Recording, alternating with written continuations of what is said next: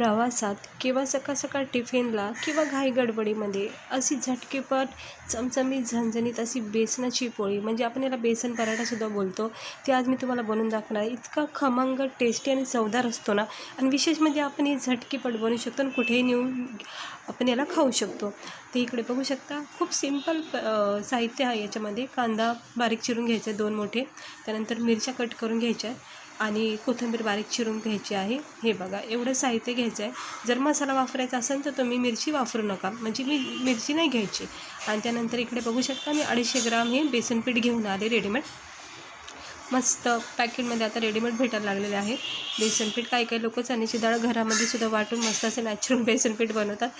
हे बघा, आता एवढं साहित्य फक्त आपल्याला पाहिजे आहे आणि झणझणीत अशी मस्त खमंग अशी बेसनाची पोळी करायची.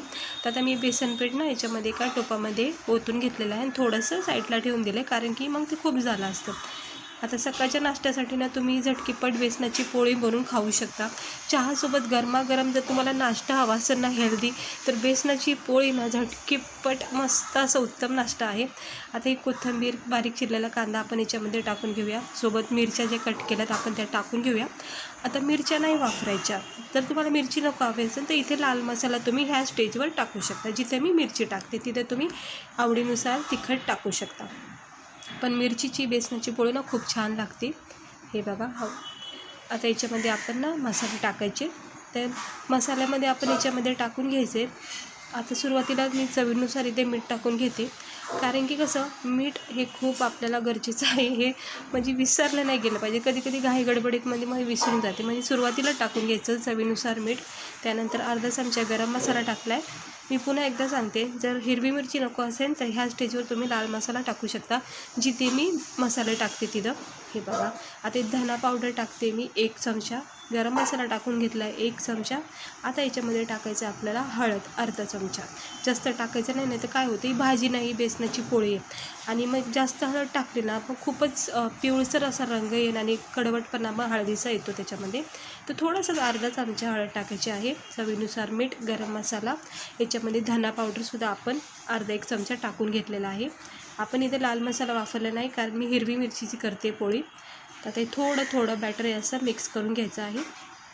एकदम पाणी नाही टाकून घ्यायचं. हळूहळू हलक्या हातामध्ये याला आपण मिक्स करून घ्यायचं आहे.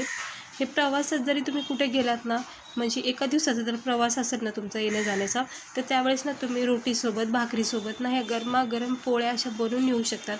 पूर्ण दिवस ह्या पोळ्या एकदम ताज्या आणि फ्रेश राहतात, म्हणजे अजिबात खराब होत नाही. आणि खायलासुद्धा प्रवासात खूप भारी वाटतात अशा पोळ्या.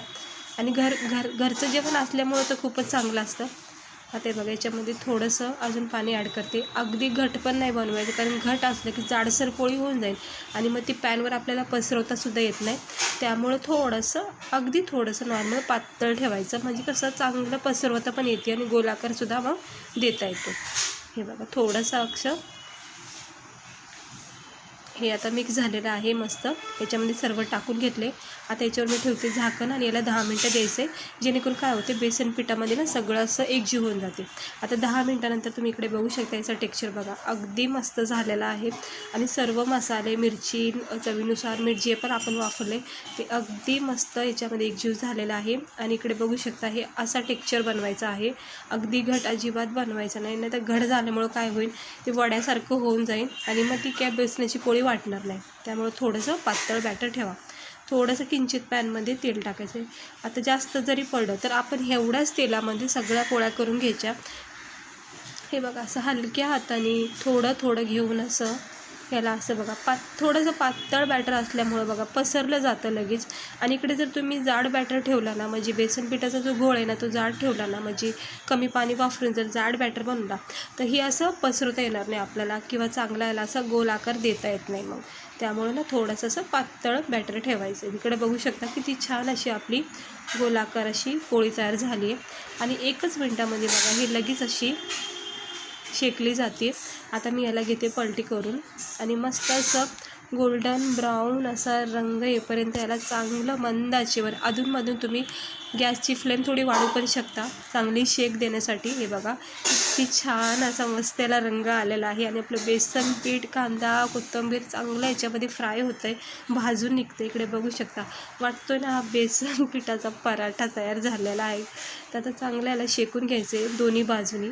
हे बघा आता पुन्हा एकदा असं पलटी करून घ्यायचं आहे. बघा मस्त असा रंग झालेला आहे तयार.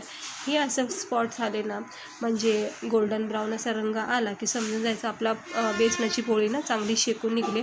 आणि बेसनाचीच पोळी नाही, कुठलेही शेकायचे पदार्थ असेच आपल्याला हे करून घ्यायचे, भाजून घ्यायचे. तर मी काढून घेतलेला आहे. आता दुसरा बॅटर पण टाकून घेते याच्यामध्ये. हे बघा सहजपणे होऊन जातात, एक झटकीपट. मी तर म्हणते ना फक्त 5च मिनटात तुम्ही बेसनाच्या पोळ्या तयार करू शकतात. हे बघा किती छान याला आकार देता येतो आहे, थोडंसं आपलं बॅटर पातळ असल्यामुळं. आणि मस्त खमंग याचे असे पराठे, बेसन पराठे किंवा बेसनाची पोळीसुद्धा तयार होत आहे. खाण्यासाठी खमंग गरमागरम भाकरीसोबत. जर भाजी नसेल ना घरामध्ये किंवा बनवली नसेल, असं कंटाळा येतो कधी कधी, त्यावेळेस ना तुम्ही भाकरीसोबत, राईससोबतसुद्धा याला खाऊ शकतात. रोटीसोबत पण खूप भारी वाटते. आणि काही काही लोक त्याला ब्रेड पावसोबतसुद्धा खातात. म्हणजे एकंदरी आपण भाजी जरी नाही केली तरी हे तुम्ही खाऊ शकता बनवून. हे आता चांगलं शेकून निघलं. आता मी काढून घेते आणि मस्त थंड करून मग तुम्हाला दाखवते. हे बघा,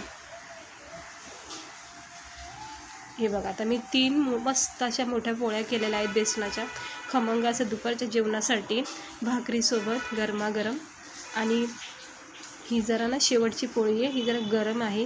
हे बघा किती मोठी आणि मस्त केलेली आहे. आणि ह्या सुरुवातीच्या ज्या मी तुम्हाला दाखवल्यात व्हिडिओमध्ये त्या बघा किती नरम, लुसलुशीत आणि अशा खमंग बेसन पोळी तयार झाली. इकडे बघू शकता तुम्ही याचं टेक्स्चर किती नरम झालं.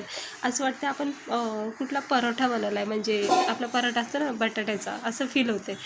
हे बघा तुम्हाला मी थोडंसं तोडून दाखवते. बघा किती भारी. बघा बॅटर बघा, बेसन आपलं किती छान फ्राय झालं आहे मस्तपैकी. कांदा, कोथिंबीर, गरम मसाला, धना पावडर आपण परफेक्ट टाकलेला आहे. आणि खाता क्षणी तोंडामध्ये मेल्ट होतात, त्याचा मस्त स्वाद लागतो. तर मला तर राहत नाही बेसन पोळी झाली की. हे बघा अगदी भारी झालेलं आहे, छान फ्लेवर आलेला आहे.